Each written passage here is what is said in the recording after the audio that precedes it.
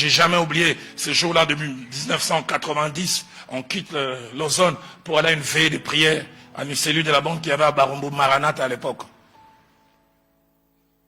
Les taximens faisaient ce qu'on appelle les demi-terrains.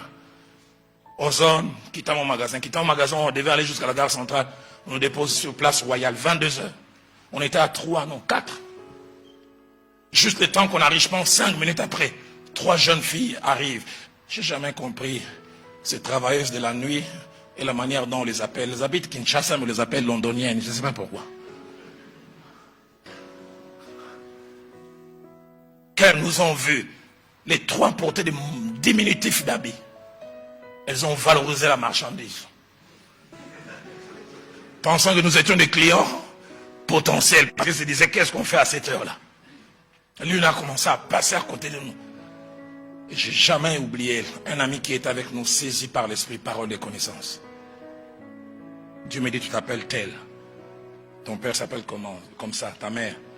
Tes parents ont divorcé, tu avais l'âge de 13 ans. Et dès l'âge de 14 ans, ton père a été le premier à te violer. Et tu es dans la rue par révolte, elle a commencé à trembler, à pleurer. Mais Dieu me dit, tu as un avenir glorieux. Tu es appelé à être enfant de Dieu, mais surtout femme d'un serviteur de Dieu. C'est pourquoi les dons spirituels sont d'une grande importance dans l'église. Elle s'est mise à pleurer. Comment tu connais ces choses? Il n'y a que mon père et moi qui connaissons. Le Dieu qui t'aime connaît cela. Et j'oublie jamais Papa Nzouzi. On commence à prier, elle tombe.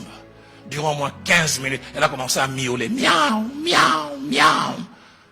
Les démons là sous forme de chasseurs. Après c'est waouh, waouh, waouh. Je comprends pourquoi les Quinois disent Bachel, Bazabachor. Alors quelqu'un qui a des miaou, miaou et des waouh, waouh. Toi tu vas avec. Mais les miaou, miaou passent. Les waouh, waouh passent aussi. Tu ne vois pas ça. Mais tu ne sais pas ce qui se passe. J'aimerais dire aux hommes, faisons attention. La sexualité, ce n'est pas qu'elle est physique. Il y a un aspect spirituel.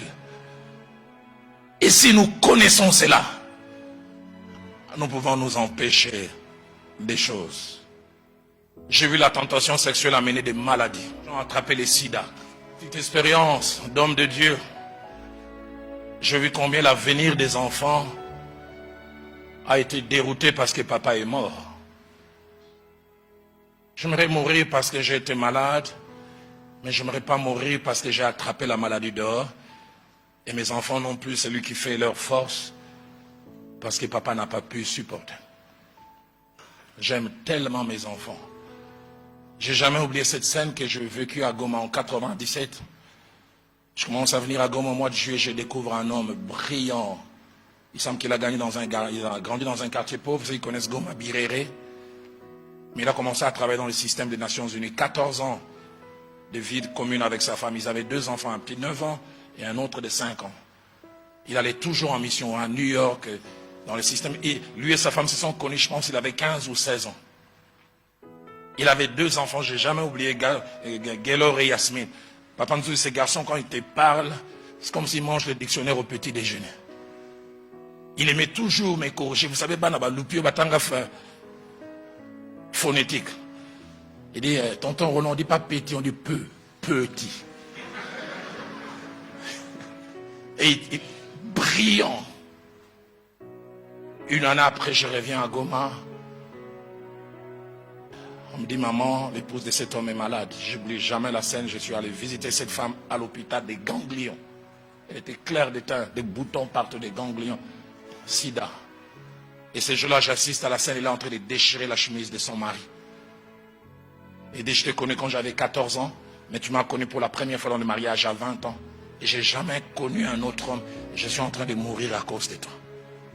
L'homme me dira après, qu'est-ce qui s'est passé? C'est une secrétaire qui est devenue comme stagiaire, mais cette secrétaire avait le sida.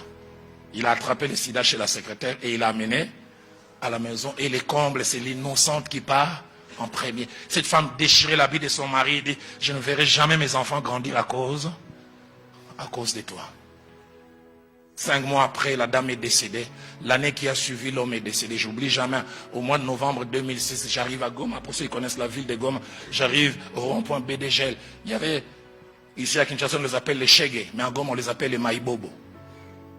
J'ai trouvé des maïbobos 12, 13, 15 ans. Mais il y avait un maïbobo francophone.